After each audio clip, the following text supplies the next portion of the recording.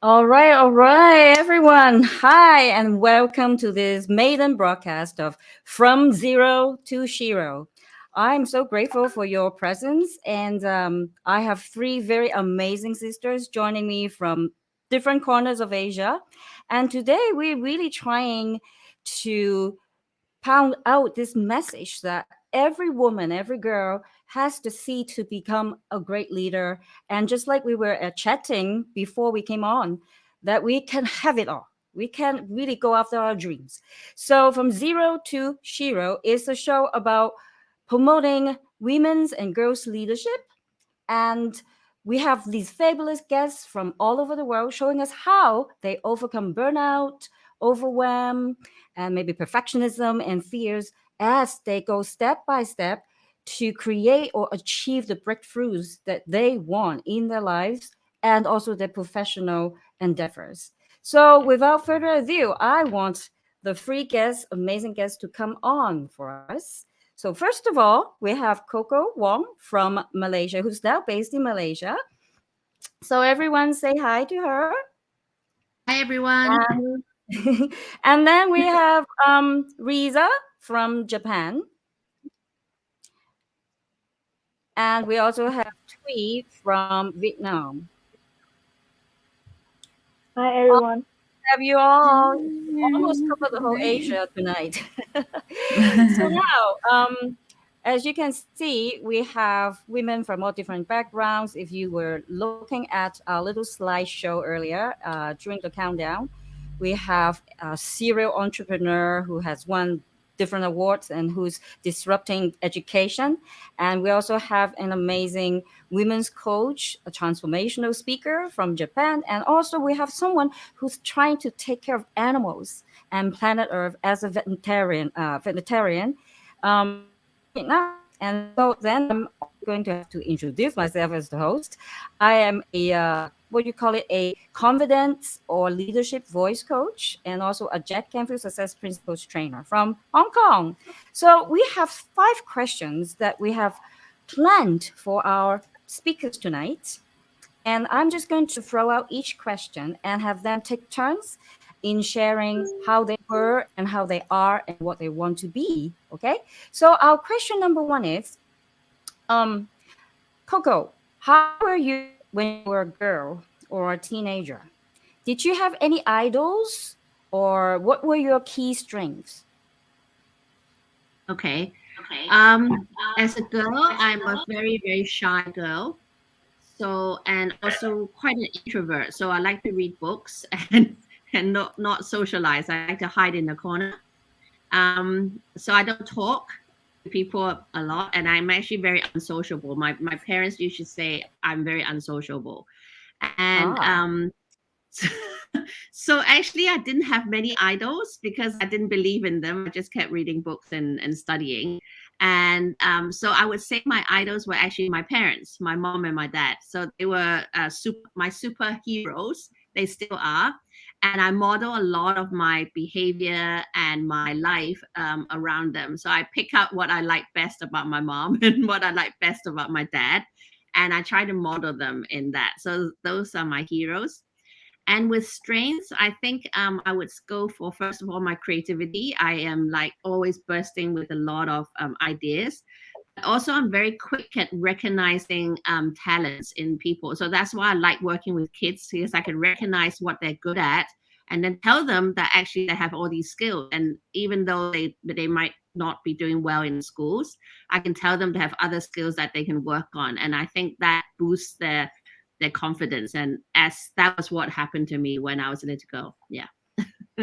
that is awesome. And I think it's very important for a lot of women or girls or even children in general to know that it's okay, more than okay, to be an introvert. There is no good or bad, right?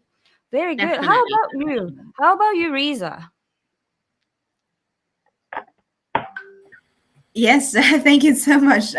First, I would like to thank this opportunity to be guest in your podcast. It's really amazing to actually share, people's journey, especially when someone wants to when someone's looking up to someone as well. I think when you ask about who's your leader, because it helps people to have an idol or an idol so that they know who they want to become. So growing up as a child, my mother said I was actually a hard-headed child. But all I remember is that I was always curious. Like I always wanted to, um, you know, challenge the status quo, as I say. I was always asking questions of why can this not be done? Why do I always have to do this way, and all that. So um, in our family, because I have four other siblings and I'm in the middle. Immediately I was called or I was labeled as the black sheep in the family, right? But I knew for myself, I Yeah. knew that I meant to do something else. And somehow the people around me were saying your hard-headedness will either make you or break you in life. So growing up, I think my stubbornness paved way of my becoming as an entrepreneur, and it helped me to really hone the skills that I have. And I did. It's not that I was proud of me being hard headed, but one of the strengths that I can say is that I always think outside of the box.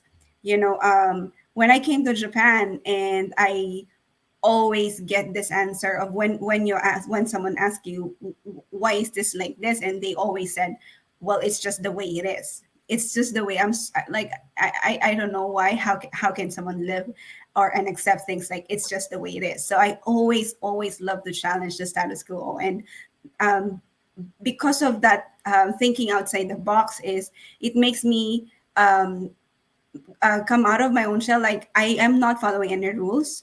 And some other people say it's good for you, but it's not good for everybody, right? So, um, yeah, that's what I can remember me growing up and the strengths that I have.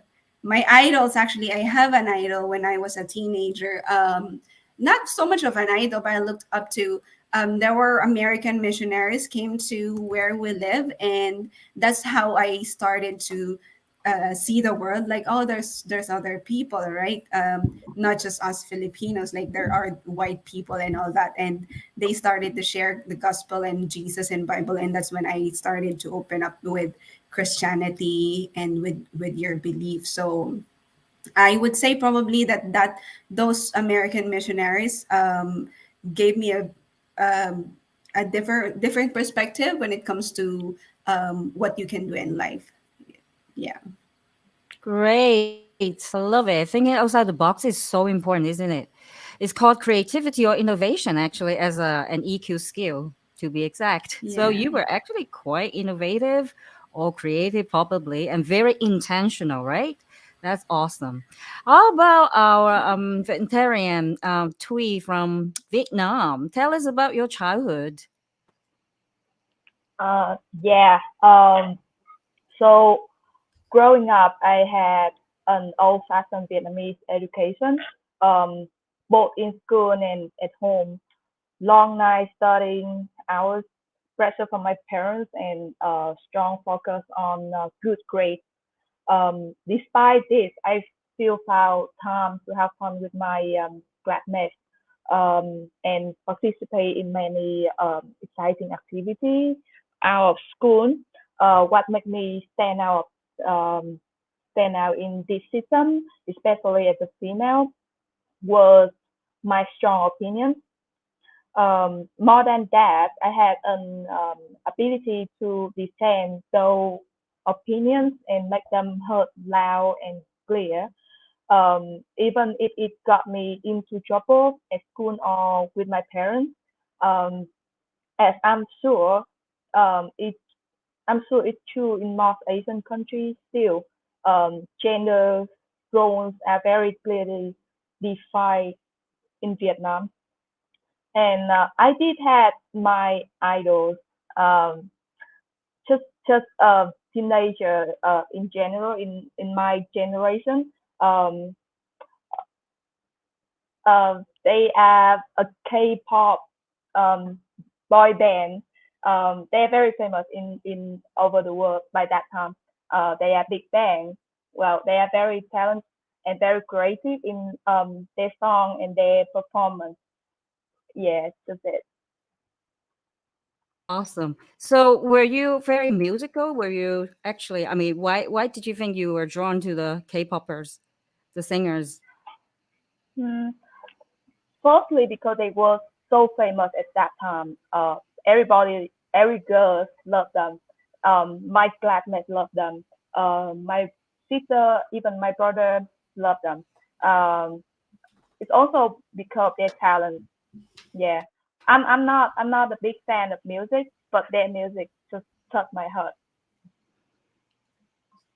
I was just very curious as in terms of like how many of you actually find expression. How did you express yourself, as a teenager? So that's why I asked you if your, fascination with these pop singers has anything to do with, how, because sometimes in very kind of restricted cultures, right, or family dynamics, the only way we can really let people know what we are thinking or feeling is actually through the performing arts. So that's one of the things that I kind of got curious about. So very good. So moving on to our next question. Okay. Question number 2 is, when and how did you figure out your aspirations and your passions? If they have changed over the years, and if they did, tell us why. So let's go backwards this time. Let's just go back to you strictly right away because you're already on camera. So Yeah. yeah, yeah. Thank you for your question. Um, I have always loved animals. Since I was a little girl, um, I care for the animal, for my dog and my cat. I even cry a river when my cat passed away. Then I realized not only caring is not enough. But I was so young to be able to think about the next action. And a few years later, I fortunately became a vet, vet, sorry, veterinary student of one of the top vet schools in the country.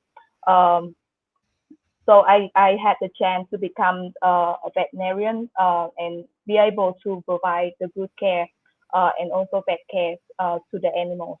Um, so I believe that my passion had not changed, and it had just become stronger and more courageous to make action. Hmm. That was great because you found your niche or your passion very early on, and you were able to follow that and giving you a very strong sense of drive, right, and purpose. I would say, is that a fair description? Yeah, Awesome. yeah. Okay, how about you, Riza? Um, I would say I was actually a late bloomer when it comes to pursuing my passion. Because of my difficulty upbringing especially with my mother, I didn't really know what I was gonna do. Even though I met this American missionary, I actually became a missionary myself. With that incident, I was led to as a I forgot to say one of my strengths was I'm a high achiever. When I set myself up for something, I would I make sure that I 100% give my all. So what after meeting these missionaries, I sort of like okay, I would get involved with with young people. So I became the president, and then I became part of the nationals, and then lastly I became a missionary. But then I was still single. Then I didn't really thought it was for me. And at 27, that's when I would say the lowest low of my life, the lowest point of my life, because I was actually physically and sexually abused by my first husband, and I was able to overcome that. So when I came to Japan, I got an opportunity to see the world differently, and it gave me an opportunity to use my story. So although I hid that part of me because I didn't want to focus on my victimhood, and so I had to change and rearrange the story of how I wanted to of how I wanted people to see me, right? So um I I came in Japan in 2012, and back then I was just an employee and all that. So after giving birth to my third child, I was I would say I was able to overcome the the hardship that I experienced with my first husband, because I now remarried, and I have a new baby with him, right? So I felt like there was something in my story before that I needed to share to the world. Although I didn't really tell the whole people what happened to me, but I used that strength that I can inspire more women, right? So that's when I started to attend seminars and events, and eventually 2019, I said, I'm going to start up my own company, which is this W Women Empowered Institute. And I actually had an overnight success, after doing that, I got recognized locally here in Japan. I was able to speak at universities. And then 2019, I ended up attending Women Economic Forum. That's where I met Dr. Harbin Aurora, and I got awarded, right? So everything was totally changed. I felt like this is it. This is my moment. This is what I wanted to do. This is my passion. But then I got sidetracked because along the way, when I was coaching women, I realized that there's lots of women who are deep rooted, who has a deep rooted like fear of not being enough. Like they hang on so bad, or they hold on so badly with their victimhood story. And in all honesty, the victim story does not necessarily need to become a successful to have a success story. So I kind of changed my what you call it, my career, not career. So from speaker, I became a coach, and now I got open with opportunities where I can do business with people. And then the passion is also changed, because now I see that there's obviously still focusing on women, that not just the fearing of not good enough, they have a different relationship with money. And that because of that, they felt like, no, when I become a mother, when I become a wife, that's it for me.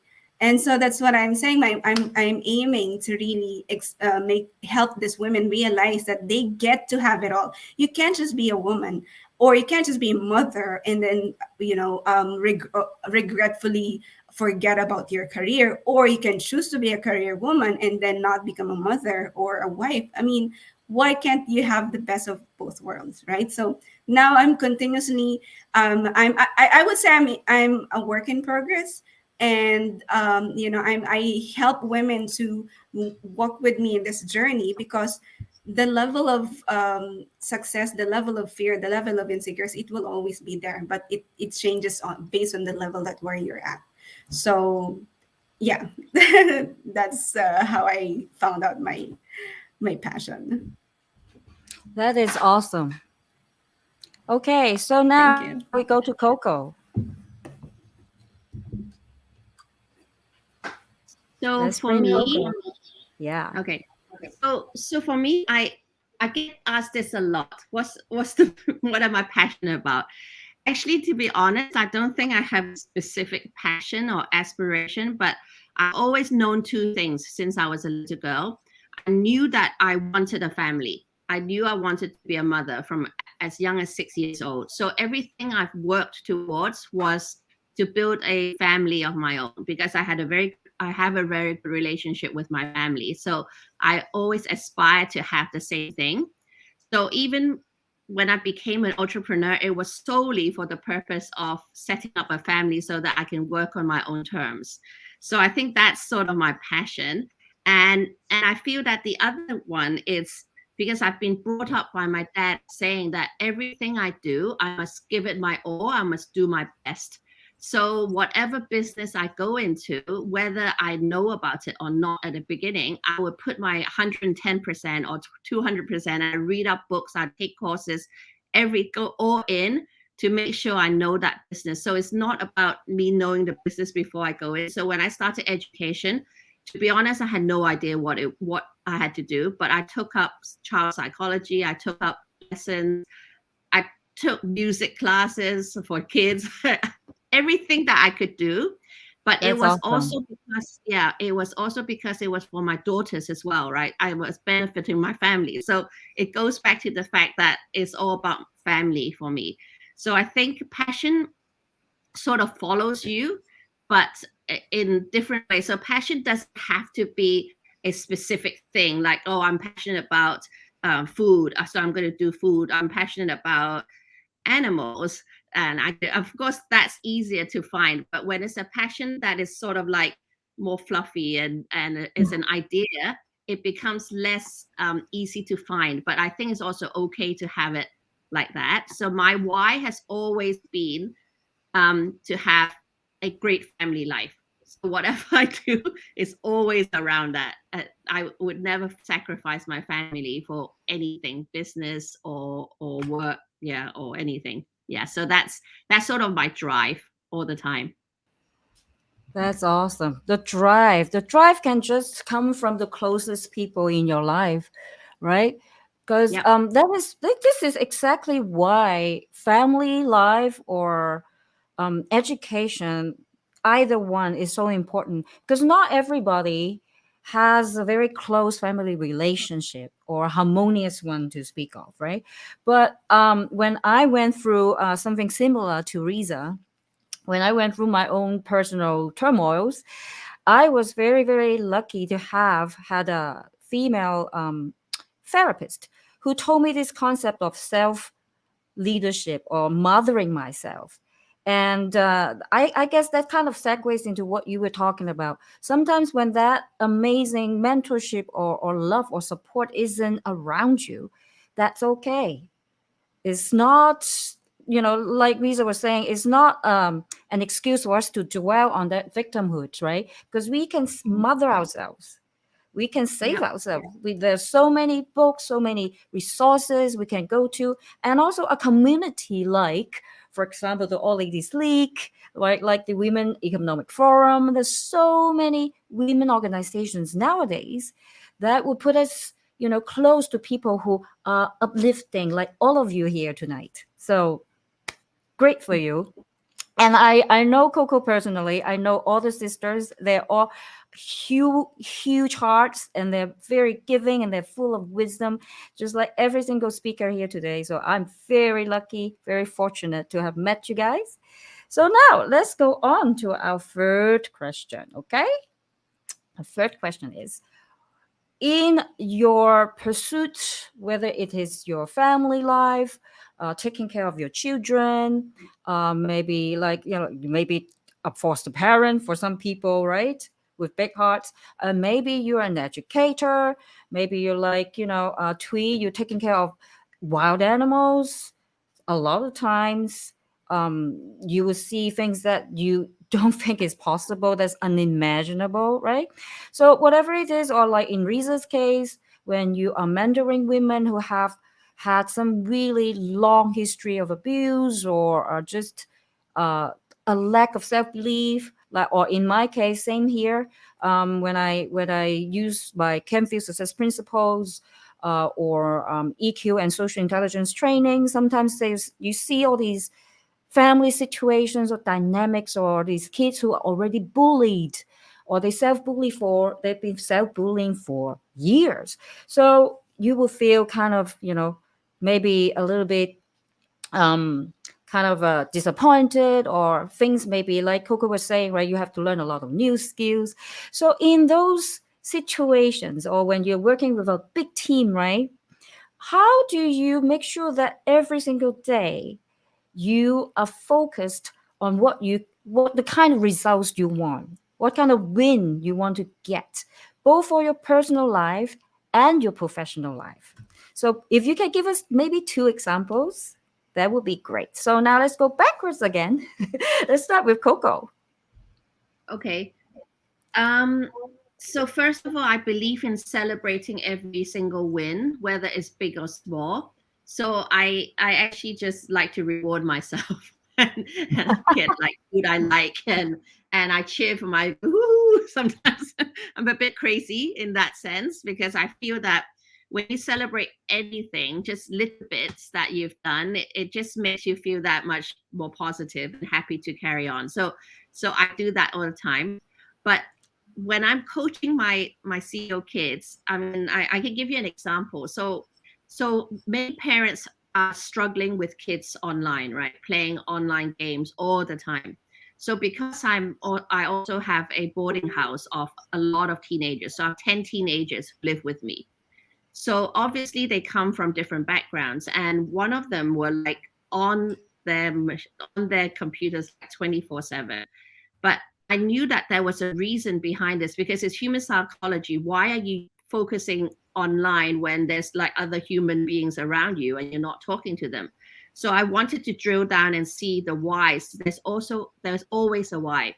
So I realized that he lacks a lot of self-confidence. So he found his confidence when he's online. He's hiding behind the screen. He can talk to his friends. He doesn't get judged, right? So I started working with him, and actually I had to take away his computer for 3 months, 3 weeks. I think he'll kill me if Wow, I say that's a long time. for 3 weeks. But at the beginning, he really cried a lot, because and this kid is a 14-year-old, so he was crying and crying, and then he had this syndrome, withdrawal syndrome, because he has been on his computer all this time, and all of a sudden he doesn't have it. And so I was working with him and saying, okay, so do you want to improve? And so how many hours are you playing per day? And then we worked out how many hours that is in a year, which was like 2,000 to 3,000 hours. And then we said, actually, how good are you? Do you think you're very good in what scale of 1 to 10? And he gave himself a B.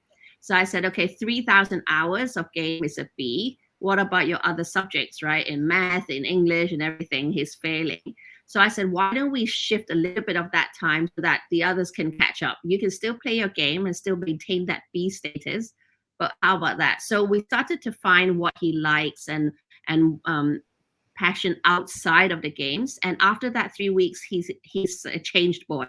He suddenly realized that he had other skills. He can actually talk to people. He can play card games.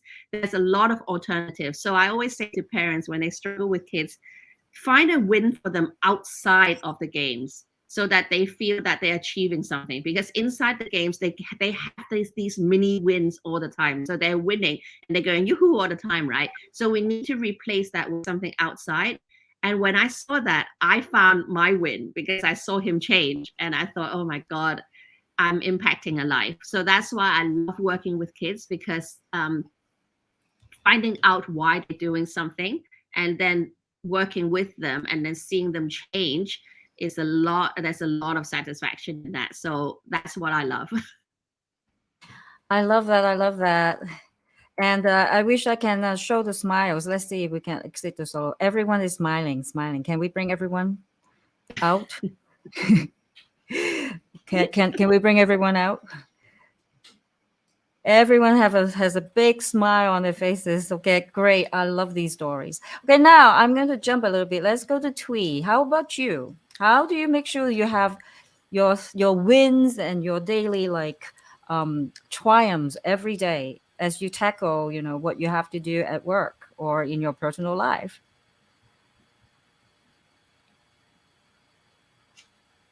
I think we need to unmute, right? All right, let's try it again. Yeah, can you hear me? Yeah, great. Yeah. So, yes, I am a very well-organized person. I organize everything from my time to my task at work and to my housework or time with my family.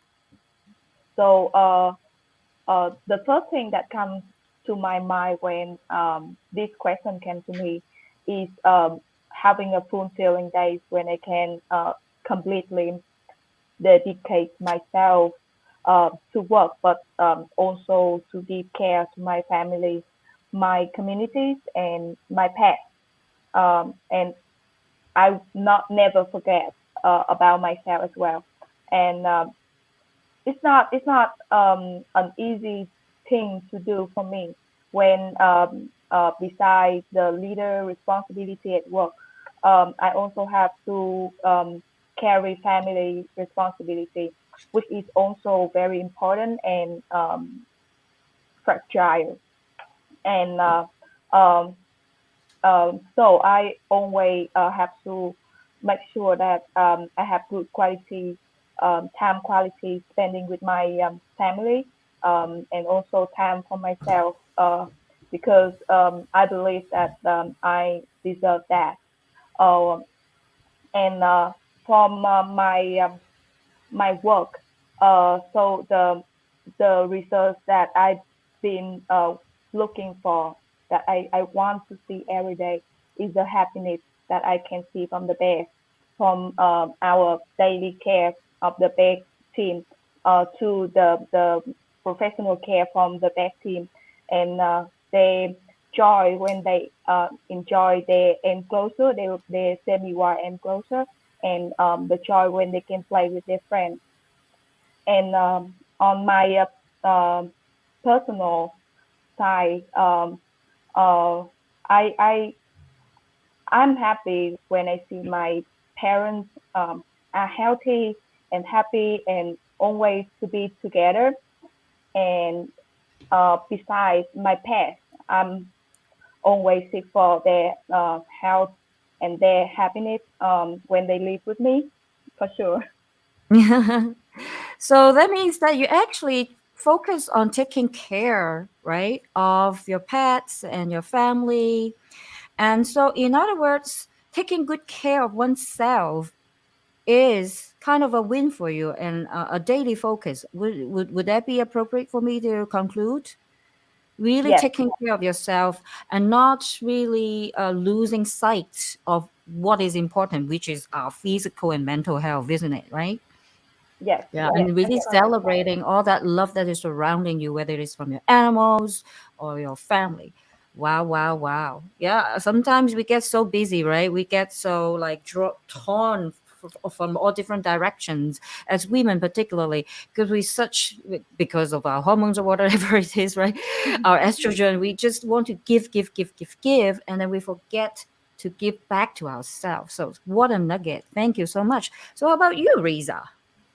You have That's 3 interesting that minutes. you, yeah, that's interesting. You said you started, you ended with that because about give because um in all honesty, when it comes to celebrating win, which is I'm happy to hear that Coco does not find it difficult to do. Like she loves to celebrate her small or big wins. Like for me, I don't really like to label because for me, words are just words. You don't. There's no meaning to it unless you give meaning to it, right?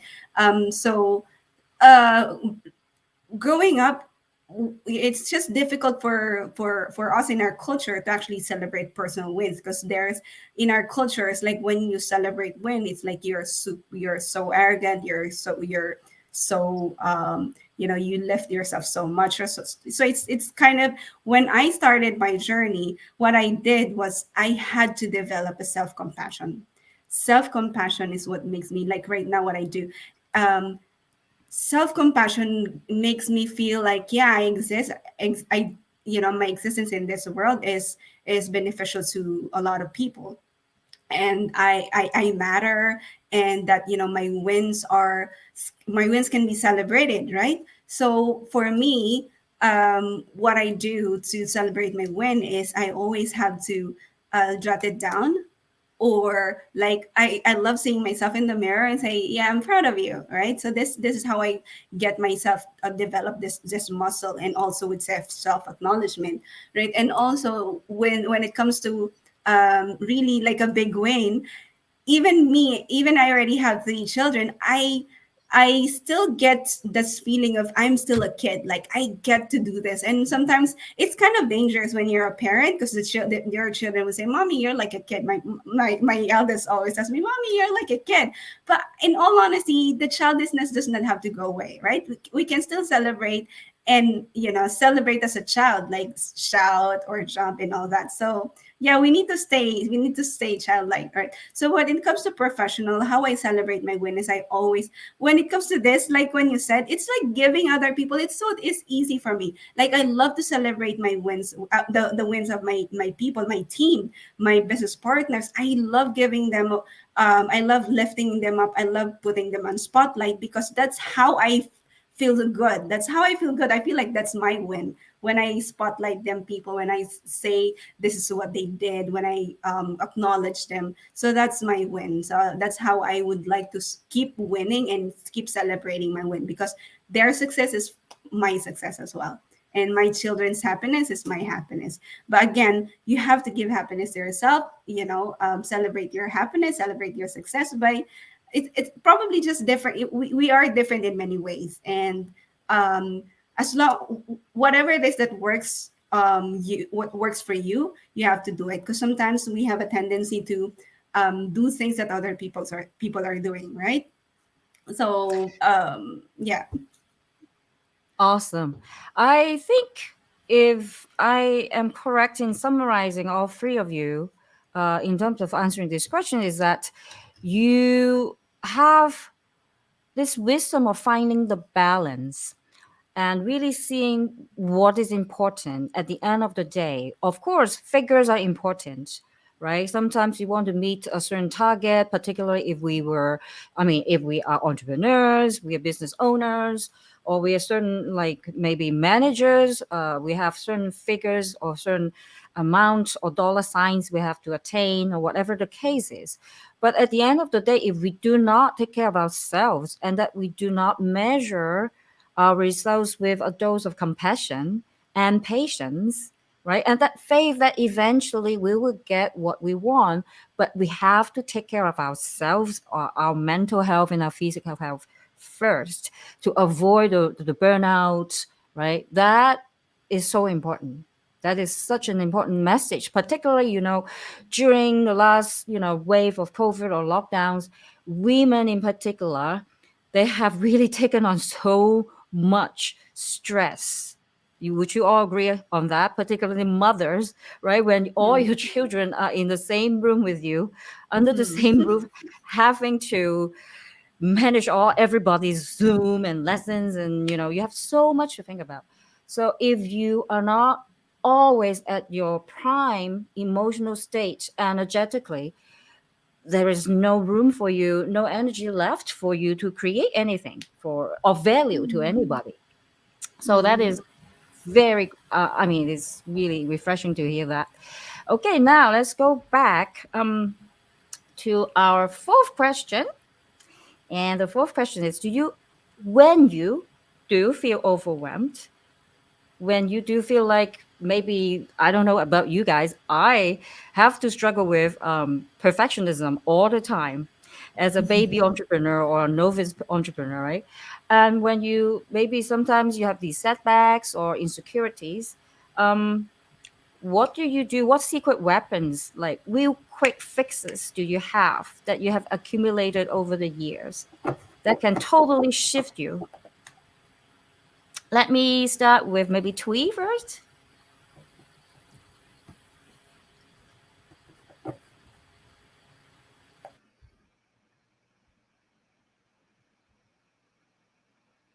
And patience and kindness are absolutely essential to being successful in the male dominant world of environmental and animal conservation in Vietnam. And trust, patience, and kind when dealing with government leaders who are more worried about their own career than the nature, or and although who live are intertwined with it. Patient and kind with a boss who think that the same idea as conceived by a man is better than if conceived by a woman. um, Patient and kind with those who work under you, who had never had a female boss, let alone a strong younger one. Tell them how to do something correctly, or hold them to a higher standard as they seek to improve their status quo. Um, they are the daily challenge I face working at my previous job. Um, um, also, equally as important is determination and self-confidence. Um, Understanding that I am always starting with a bias against me. Um, that doesn't mean my ideas are not good or that my desire to hold our organization to a higher standard is in them. Um, it means that I have to have much more confidence in myself and my skills to put as hard as I can to be heard and to get my ideas implemented. Um, and we have had a lot of success. I have a lot of success, and I attribute a lot of this success to my mentor Haiti and Animal Asia Foundation. They have taught me so much, not only about animal welfare, but also about human welfare. Through them, I came to the realization that's as much as the international community can have with the funding organizations. It takes a local to actually make a real change on the ground. Um, they also taught me that I don't need to wait for someone else to take charge. That I can live the moment and inspire the young generation of girls and boys to love and care about animals as much as my team and myself do. So, in other words, if I if I'm correct in my interpretation of all these beautiful nuggets you shared, you really want to be the example, right? When you're facing any kind of setback or challenges, right? Whether it's from outside or within yourself, basically you ground yourself, you come back to the center, and you just really hone into your faith, because determination and confidence, both of those things really come back to one thing, is that you have faith in yourself and you have faith Yes, in the process. That is, yeah, I totally see yes, that. Before I had faith years ago, I was a very also a very kind of a drifting piece of sand, just being blown all over the place without any anchoring energy. But now I have also, like you, learned to have faith in myself and in the process. So beautiful, beautiful sharing. So how about you, Riza? What do you do? Yeah. Talk about stress and securities and burnout. I feel like it will always be there, even also fear and doubt. It will always be there. So what I do, especially when I feel like it's really, really stressing me out, sit back, I step back a little, and then I change the different. So I change the way I talk to myself. And what I do is I allow myself to feel the stress. I allow myself to feel the doubt, the insecurities, and all that. And then I come back and say, okay, I will identify the thought that interprets this thing as a problem, and then I will introduce a new way of thinking. Right. So what I do is I stop self judgment. So that because whenever we're feeling stress or insecurity or anxiety, right, we are actually in the midst of judging ourselves because we know our numbers, we know our goals, and then we feel like we're not moving forward, right? So when you feel like that, you just go back and then say, okay, all right, yeah, it's easy. It's normally what happens is when we feel fear, we suppress it, like we say no, no, no, no. But when you allow that fear, it doesn't grow, right? So allow your inner critic at the same time, encourage your cheerleader, encourage your creativity to go together. Because if you feel that the fear is always there, and then you know that you can go far, but then you always feel fear, then say, okay, change the story. I read a book by Elizabeth Gilbert, I think. She mentioned something like a different way of handling fear. It's like, okay, fear, let's I'll take you with me on my road, but I'm not letting you decide. You can say your thing, you can say your piece, but you're not gonna decide. I will let creativity and me take charge, and then you can just f off some or something, like shut up, right? So that's what I do. I allow myself to feel the pressure. I allow myself to feel the emotion, and then I identify the thought that makes this thing as a problem, or that interprets this as a problem, and I introduce a different way of thinking. Awesome. And this goes so beautifully with the idea. One of the success principles that I've learned from Jack Canfield, who is the author of Chicken Soup for the Soul and one of the Mm-hmm. icons in terms of personal growth. One of the principles actually is called feel the fear and do it Mm. anyway, and also to Yes. just persevere and lean into it.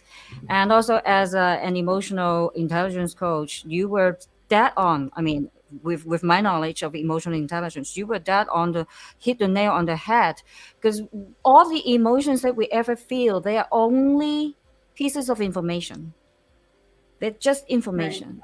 Just like a little bruise on your skin, you don't try to hide that or you don't blame it, you just take care of it. That's all. Yeah. So very good. How about you, Coco? Yeah, I love what Risa just said. Feel the fear. So I usually actually I get a lot of challenges every day, as I guess everyone. So I have something called toes. Okay, TOES, like on on your feet. Okay. So Uh-huh. what it is first of all, T is take time out. So when I'm facing a challenge that I'm feeling really overwhelmed with, I will take a break. I'll take some time out, because sometimes when you walk away, everything sinks in. I think it has time to filter and everything. It just takes it easier. O is outsource. So it could be outsourcing that challenge to someone else who can do it better, or even outsourcing your feelings and your stress by talking to people. So get it out of you, okay? And the third one is eat that frog from Brian Tracy. So eat Yeah. that frog, meaning that I would go back in and take on the biggest challenge and just do it first. Because once you get that biggest block out of the way, the other things would just seem like very easy, right? So that's the E. And the S is, now I've learned this, it's like priceless, systemize. Because once you find something works, just do a system. So I do a system for my children in my house. I do a system for my work. I do a system for my life. So it's like everything becomes systemized. So you're not wasting time to think about what you need to do each time you do the same thing. So anything that is repeatable, systemize it so that it just flows on its own, and that takes away a lot of the overwhelmness, or like the challenges. It just takes away all the mundane stuff as well, so you can just focus on the stuff that really needs our brain power. So that's toes. Okay, we all should grow more toes starting from Yes. today. We should start falling in love with our toes. Okay, I love that little acronym, and it's so easy to remember. And yes, I have been like you, thinking about outsourcing and really just doing things that we are talented, you know, instead of trying to do everything all by yourself. That is very, very smart. And in terms of systemizing, I'm sure if any of our listeners, if you want to consult with Coco, how she finds the perfect system for you, you can totally contact her or Riza. Yeah, systems are so important. And someone like me who has been kind of like an artist or a creative type, right? Oh, we don't like systems. So I have to re-educate myself. Like you guys were saying, it's really just looking at something from a different angle, and applying that creativity. If I tell myself I don't like systems, then I'm going to lose. But then if I call it like it is a game, right, and I try to give myself some metrics, right, to play this game with, then all of a sudden it's just like going back to what you guys were saying, going back to that child. Instead of looking at something as a chore and judging, right? Like Risa was saying, stop judging yourself, apply that compassion, and then use these tools, grow more tools, and then you're going to find that overwhelming lesson, and that you are going to be able to feel lighter and be a little more enlightened. So, in my line of work, because I was a musician, and so the first tour I always go to is just to blow out some music, man, and just start shaking that stress off, and just get my mind off of that overwhelming. And then when I'm done with that happy music, and then shaking, and my blood pressure is down, my heartbeat is lower, then I can really think, so that I'm not hijacked by that fear. I'm not hijacked, emotionally hijacked, right, into making bad decisions that I will regret later. So very good. So now I we're just pretty want to much, add one thing. yes, yes, I love the way that you said that creative people actually hate systems. So I started by saying that my strength is creativity, right? So I also hate systems because I feel it's very, very boring. But now that I've learned that if you use the system for the most boring stuff that you hate doing, because creative people hate doing boring stuff. So we yeah. systemize all that, it leaves all our time for our fun and our creativity. So it's worth actually taking that time to just get rid of that stuff. So Yeah, so think about it that way. Change the perspective. exactly. And that's really what EQ is all about, right? The Yeah. creativity, actually, innovation and creativity, believe it or not, is actually part of EQ. And that's why Mm. that is so important. And yeah, so let's go to our final question. Last request for my beautiful speakers, my fellow sisters of wisdom and creativity. Do you have one inspirational quote or a book that you can share with our listeners? Let's start with, maybe you raise your hands this time. I don't assign. Who wants to go first? Anyone, anyone, anyone? Okay. I'll start. Okay. Okay. Hey, You Riza, go. Riza, you go first. Okay, thank you. Thank you, Coco. I actually love quotes. I love collecting quotes. And when I was watching movies, I always find one thing or another that, I would use. And so having this question, I felt like I have a lot. Which one? Which one? And then Yeah, I wrote something, but then I'm going to share that what I did not write because I just thought this is beneficial and this is like relevant to what we're talking. So one thing, which is if you fight for your limitation, you get to keep it. If you fight for your limitation, you get to keep it. So how does it work? Right? wow. Most of the people, let's say, for example, Shirley says, "Oh, I hate system. I hate system. It's so boring." So those are like things that we kind of say all the time. Like for example, for people who don't have money when it comes to business, I don't have money or I don't have time, I don't have skills. Believe me, when you say that, that's what you're gonna get, right? If you say you don't have time, you're never gonna have time. If you say you don't have money, you're never gonna have money. If you fight for your limitations, you get to keep it. So yeah, that's for me. It's basically just law of attraction. I mean, right? In essence. Yeah. That's So true. I love that. Let me show that. I'm a little Yeah, slow. so I think the answer to that is with what Coco said is change your perspective, right? Change your perspective and change the way you talk to yourself. So it's all boils down to for me because I'm a self-love coach. I love giving people or realizing people to have a self-compassion, self-mastery, self-awareness, and all self. Because in all honesty, at the end of the day, what we only have when you are lying down on your bed is you, right? So you have to befriend yourself. Totally. I mean, if you are still in bed, lying on a comfortable bed, and that you can wake up the next morning, my goodness, that's already blessing, right, in itself. Yeah, Great, true great. that. And we remember from your nugget, we remember we attract what happens in our lives. We are 100% responsible for all the good and all the bad, whether you like it or Yeah. not. Okay, how about you, Coco? Okay, like Risa, I love quotes. I think recently my favorite is a combination of two people. One is my coach, and then the other one is Richard Branson. So my Aha. coach Ido Tao says, "Take messy action." I love that. Aha. Take messy action. And Richard Branson says, "Don't wait for the perfect moment. Create it." Okay, so for me, being a perfectionist, like doing everything best, sometimes it takes me a long time to just get something done because I keep thinking it's not good enough, it's not good enough.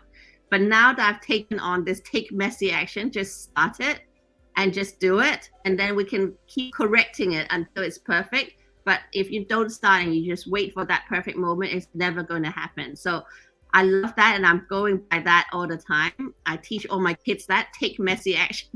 I keep I saying I have tattoo or something, a water sticker I for love the this. kids. I love this so much. I love this so much, Coco. And in the spirit of taking messy action, that's why tonight I started this first podcast or podcast, video podcast. And I'm not even like, I didn't even have everything like working out the way that I wanted, but who cares? The most important thing is that we put our energies together and we want to serve, we want to contribute, and we want to tell the world that we have learned all these things and they work for us and they will also work for you. Right? So Yep. now, Twee, how about you? Oh, I am the same as Coco and Rita. I like reading quotes and making my own quotes based on my daily life. So the one that I really like and I would like to share to everybody is from the book Rich Dad Poor Dad of Robert Kiyosaki. It is learn to use your emotion to think, not think with your emotion, and it is very helpful for me because sometimes um, I make action based on how I feel, not based on what I think, and not based on the reality. Uh, there's another one that I really like. I'm not really sure if I make it up or if I heard it from somewhere. It's treat the people the way you want them to treat you. And I use it a lot at work, with a lot of respect that I give to my teammates or my colleagues, and that way I am allowed to expect them to treat me the same way. Very much. Yes, that is very, very important. And if we all do that, I believe the world would be a much more harmonious place, right? Everyone treating Mm. the way that you want people to treat you.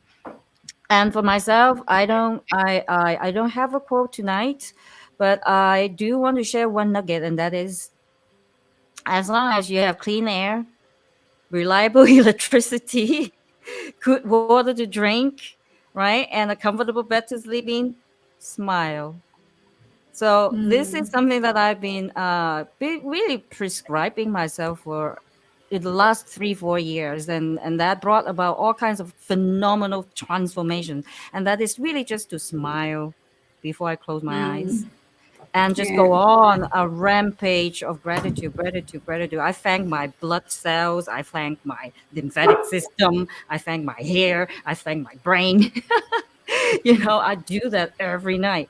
So now we have less than a minute left. So how do we reach out for you if we want to, contact you for whatever reason to support Animal Asia, or maybe to get some coaching from either Coco or Riza?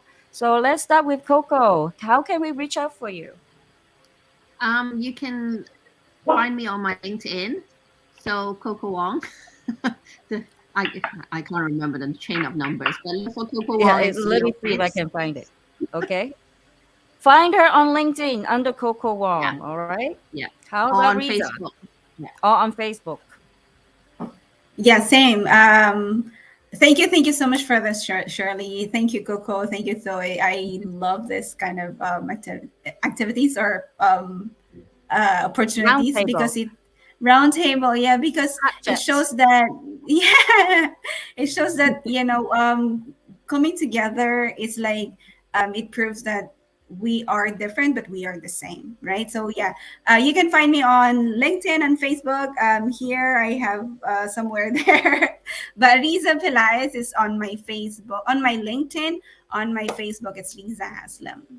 So can I say one last thing that I would, for all the audience, that if you'd like something to get from here is, to be the product. Do not be the product of your environment, but let the environment be the product of you. So I hope this podcast is an environment that you can, that you can, what you call it, that you can have an example, like you can inspire with. Sorry. No, Thank no you. need to apologize. Yes, thank you so much. And how about you, Twee? If people want to know more about what you do for Animal Asia and maybe support Animal Asia, for example, how do they reach out for you? So they can have a look at our website, animalasiafoundation.org. Yeah, we have uh, a lot of information up there. Also information about me, where you can reach me. So animalasia.com, right? Dot um O Or is it R dot .org? O G R. Yeah, Okay, okay. So here is Coco's. I finally dug it out. And then Animal Asia. Hold on, let me show that. Can you tell me again what it is? Animal. Animals Asia. Huh? And then? Uh, 1 minute. Animal Asia dot org. Yeah, dot .org. Okay. All Yeah, right. And I really support you in what you're doing because taking care of Mother Earth, taking care of animals, that is a great source for us to really detox, any kind of stress. And really, because we talk about in our canvas training, right, or whether it is for other sources of wisdom, we know that for a human being to be whole, completely whole, there are actually 7 sources of wealth, one of which is actually the connection to others, the contribution or significance that you feel. And to be significant or feel like you're contributing to anybody, one of the best ways is actually to take care of animals, to spread the thank you. compassion. Yeah, so thank you so much, everyone. We are only 3 minutes behind, so yay, not bad for my first Can I episode. just say one more thing, one last thing? Yes, of course. Because my mom is watching. Hi, mommy, I love you. Hi! Belated Happy Oh my Mother's Day, God. Mommy Wong. Mommy Hi, Coco Auntie. Wong.